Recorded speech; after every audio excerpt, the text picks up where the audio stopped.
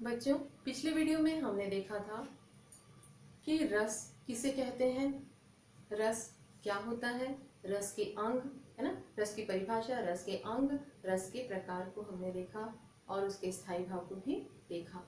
आज हम पढ़ेंगे रस के प्रकार, उसके स्थायी भाव, उसकी परिभाषा को किस तरह लिखनी है ना, उसके स्थायी भाव, परिभाषा, फिर उसके बाद उसके उदाहरण को किस तरह से लिखना है ये बताऊंगी। ठीक, तो आइए प्रारंभ करते हैं। सबसे पहले हम प्रारंभ करते हैं श्रृंगार रस से। ठीक, श्रृंगार रस का स्थायी भाव रतिया प्रेम है। ठीक, अब हम इसका जो परिभाषा लिखने का तरीका है इस तरह से लिखेंगे कि इसका स्थायी भाव रति है। आगे लिखेंगे, एक लाइन यहाँ छोड़कर लिखेंगे, सहृदय के हृदय में जहाँ रति नामक स्थायी भाव की उत्पत्ति होती है वहाँ श्रृंगार रस होता है। ठीक है, लिखेंगे सहृदय के हृदय में। सहृदय का हृदय का मतलब है कि पाठक या दर्शक। ठीक, सहृदय के हृदय में जहाँ रति नामक स्थायी भाव की उत्पत्ति होती है वहाँ श्रृंगार रस होता है। या ऐसे लिख सकते हैं, जहाँ विभाव अनुभव संचारी भाव के संयोग से सहृदय के हृदय में रति नामक स्थायी भाव की उत्पत्ति होती है वहाँ श्रृंगार रस होता है। ठीक, अब हम इसका एक उदाहरण देख लेते हैं कि श्रृंगार रस कैसे है। राम के रूप निहारती जानकी कंगन के नग की परछाई, माते सबे सुधि भूली गई, कर टेकी रही पल टारती नाही। ठीक है, इस उदाहरण के माध्यम से श्री राम के प्रति माता सीता के प्रेम का वर्णन किया गया है कि भरी सभा में जब श्री राम और माता सीता बैठे रहते हैं तो माता सीता जो है श्री राम के स्वरूप को सीधे नहीं देख पाती हैं, लज्जावश, क्योंकि भरी सभा में वो कैसे देख सकती हैं। तो उनके हाथों में जो चूड़ियाँ थी उसमें रत्न जड़े थे, वो रत्न जड़े हुए थे, तो उन रत्नों में ही वे श्री राम की छवि को निहारती हैं और एकटक देखने लगती हैं। किसके स्वरूप को? श्री राम के स्वरूप को। और उनके स्वरूप को देखते हुए वे सब कुछ भूल जाती हैं।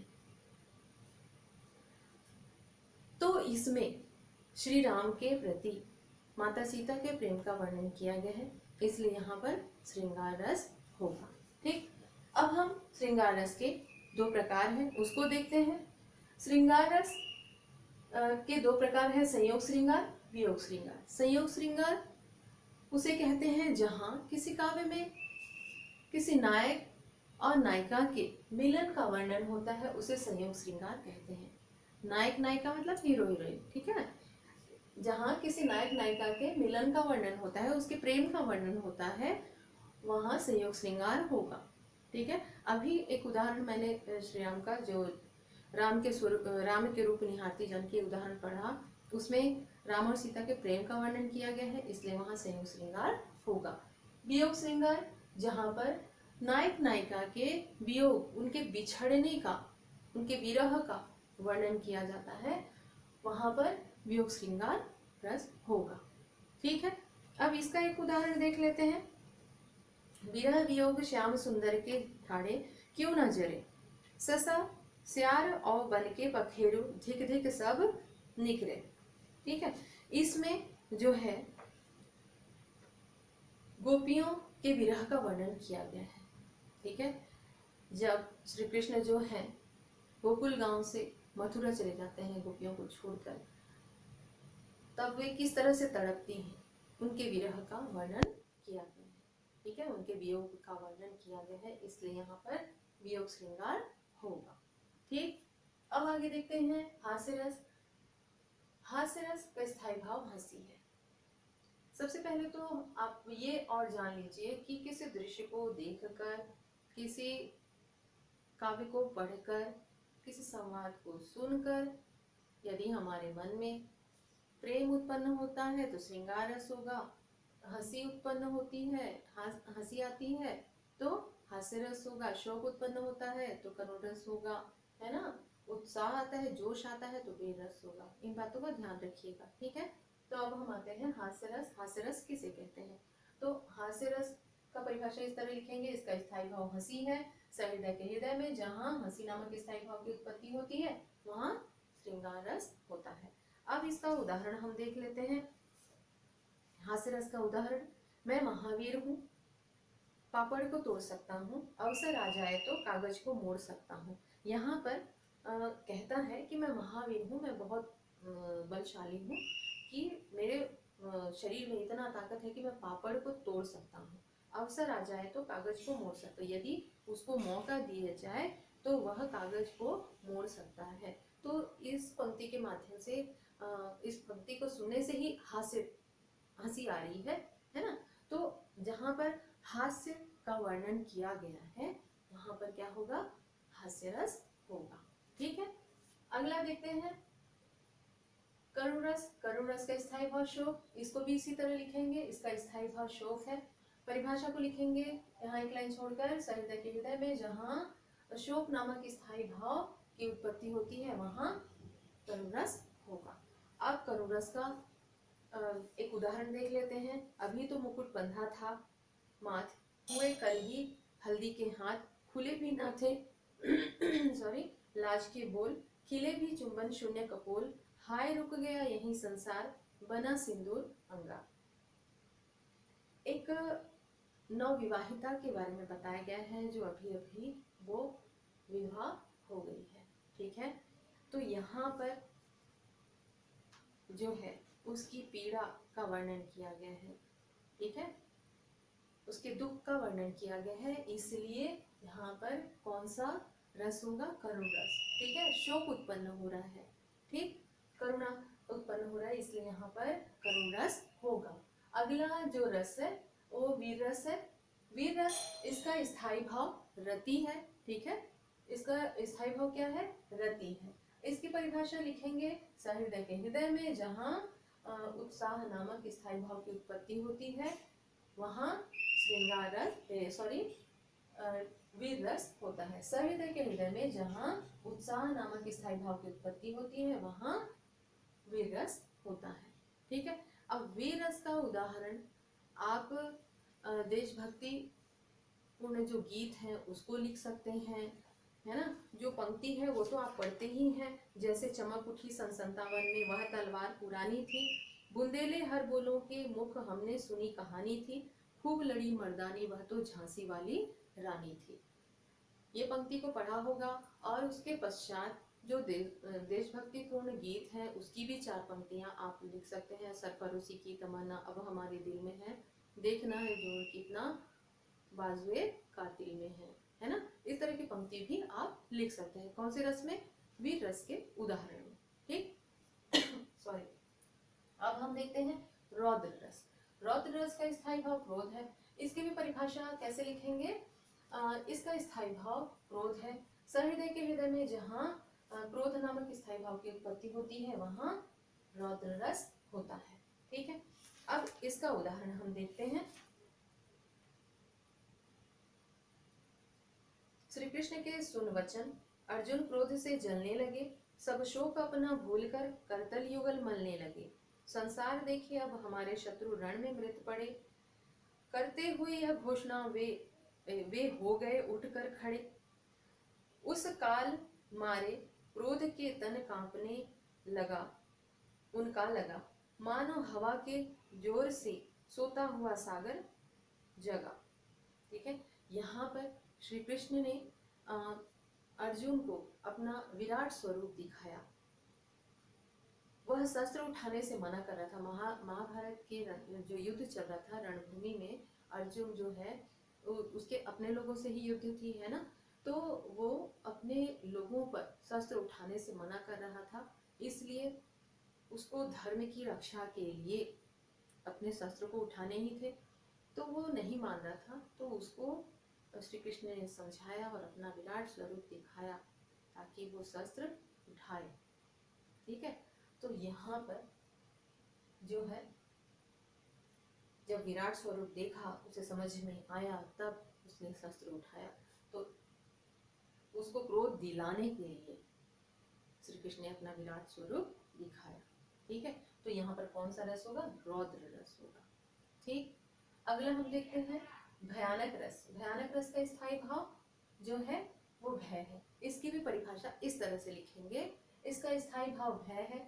आगे लिखेंगे सहृदय के हृदय में जहाँ भय नामक स्थायी भाव की उत्पत्ति होती है वहाँ भयानक रस होता है। ठीक, अब इसका उदाहरण भी कुछ इस तरह से लिखेंगे, जैसे नभते झपटत बाजलकी भूल्यो सकल प्रपंच, कंपित तन व्याकुल वचन व्याकुल नयन, लावक हिल्यो न रंच। इसमें इस पंक्ति के माध्यम से ये बताया गया है कि आकाश में झपटते हुए, आकाश में जो बाज उड़ रहा था वो अचानक जो लावा पक्षी है, छोटा सा पक्षी, उसकी ओर वो झपटता है। तो उसको अपनी ओर आते देख, उसको झपटते देख लावा पक्षी जो छोटा सा है वो काफी डर जाता है और भय के कारण अपना सुध बुध खो बैठता है और उसकी जो आंखों की रोशनी जो है वो धूमिल हो जाती है, मंद पड़ जाती है। ठीक है, तो यहाँ भय का वर्णन किया गया है, इसलिए यहाँ पर भयानक रस होगा। ठीक, आगे हम देखते हैं विभत्स रस। विभत्स रस का स्थायी भाव जुगुप्सा या घृणा है। ध्यान रखना, परीक्षा वगैरह में आता है कि जुगुप्सा किसका स्थायी भाव है, तो विभत्स रस का स्थायी भाव जो है जुगुप्सा या घृणा। ठीक है, जुगुप्सा भी लिख सकते हैं या घृणा भी लिख सकते हैं, इसी तरह लिखनी है। ठीक, अब इसका एक उदाहरण देख लेते हैं विभत्स रस का। को अतरनी की पहिरी माल इतरावत, को चरबी ले चोप सहित निज अंगनी लावत, को मुंडनी लय मानी मोद कंदुक कंदुक लौ डारत, को रुंडनी तय बैठी करे जो फारी निकारत। यहाँ पे जो अघोरियों की टोली है उनके बारे में कहा जा रहा है। किसी ने मुंडों की माला पहनी हुई है, जो पिशाच हैं उनकी टोलियों के बारे में बताया जा रहा है कि किसी ने जो मुंडों की माला, सिर की माला बनाकर पहना हुआ है, तो किसी के शरीर पे जो है कंकाल जो है वो लगे हुए हैं और वो नाच रहे हैं वैसे ही स्थिति में। ठीक है, पूरे राख लगे हुए हैं और वो नाच रहे हैं, जो भूत पिशाच हैं वो नाच रहे हैं, उनका वर्णन किया गया है जो बड़ा ही घृणित है। ठीक है, और दूसरा जो उदाहरण है उसको मैं पढ़ के बता रही हूँ आपको कि सिर पर बैठो काग दो आंख दो खात निकारत, खींचत जीभ स्यार अति ही आनंद उर धारत, गीध जांग को खोद खोद कै मांस उचारत, स्वान अंगुरीन काट काट के खात निकारत। इस पंक्ति को पढ़ने से ही हमें आभास हो जाता है कि एक शव पड़ा हुआ है और शव के ऊपर कुछ कौवे बैठकर उसकी आंखों को निकाल कर खा रहे हैं। तो जो सियार है वो उसके जो हृदय है उसको निकाल कर बड़े चाव से वो खा रहा है और जो गिद्ध है उसके जांग को नोच नोच कर उसके मांस को खा रहा है और कुत्ते जो हैं उसके अंगों को काट काट कर खा रहे हैं।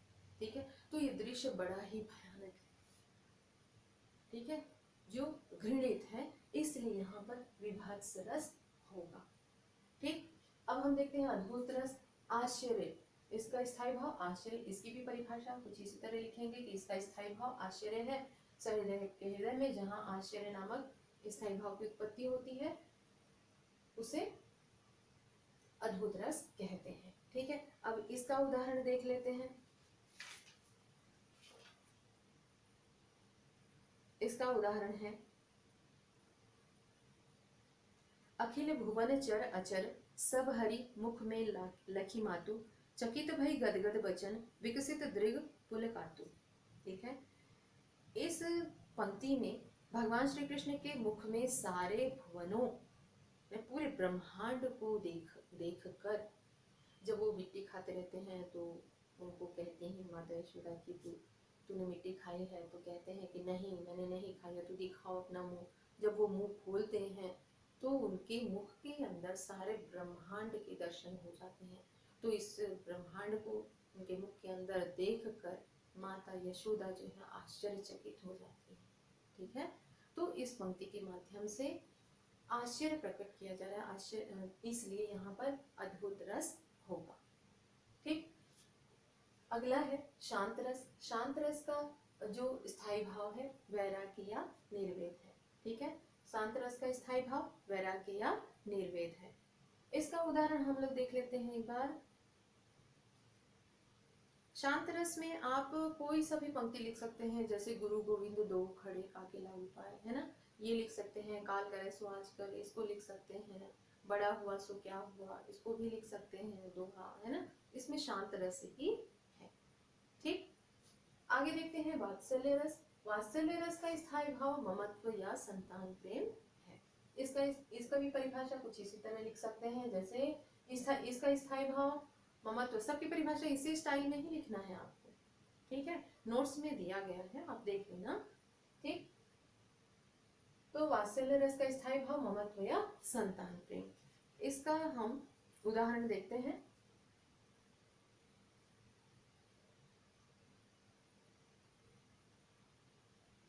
माँ फिर एक किलक दुरागत गूंज उठी उस कुटिया सुनी। माँ उठ दौड़ी भरे हृदय में लेकर उत्कंठा दूनी। लुटरी खुली अकल रज धूसर बाहें आकर लिपट गई। निशा तापसी की जलने को धधक उठी बुझती धुनी। ठीक है, इसमें एक माँ और बच्चे के प्रेम का वर्णन किया गया है कि बच्चा जब रोने लगता है तब माँ जो है अपना काम काज छोड़कर उसके पास दौड़ जाती है और उसे प्यार से गोद में ले लेती है और उसे शांत कराने लगती है। तो इस पंक्ति के माध्यम से एक माँ के प्रेम को, अपने संतान के प्रति जो प्रेम है उसको दर्शाया गया है, इसलिए यहाँ पर वात्सल्य रस होगा। इसमें जैसे और बहुत सारे, जैसे मैया मोरी मैं नहीं माखन खायो, है ना, फिर है मैया कभी ही बढ़ेगी चोटी, कितनी बार मोही दूध पियत भई, यह अजहू है छोटी। इस तरह के कई उदाहरण हैं। ठीक है, नोट्स में लिखा हुआ है, उसको देखकर लिख लेना। अगला है भक्ति रस। भक्ति रस का स्थायी भाव देवरति। भक्ति रस का स्थायी भाव क्या है? देवरति। ये नया है, पहले 10 ही थे रस, अब एक और जुड़ा भक्ति रस, है ना। भक्ति रस का स्थायी भाव देवरति। इसकी भी परिभाषा कुछ इसी तरह लिखनी है। इसका स्थायी भाव देवरति है। सहृदय के हृदय में जहाँ देवरति नामक स्थायी भाव की उत्पत्ति होती है वहाँ भक्ति रस होता है। इसमें उदाहरण आप भक्तिपूर्ण जो भजन है, भक्तिपूर्ण जो ईश्वर के प्रति हो, जैसे हे प्रभु आनंद दाता ज्ञान हमको दीजिए, शीघ्र सारे दुर्गुणों को दूर हमसे कीजिए।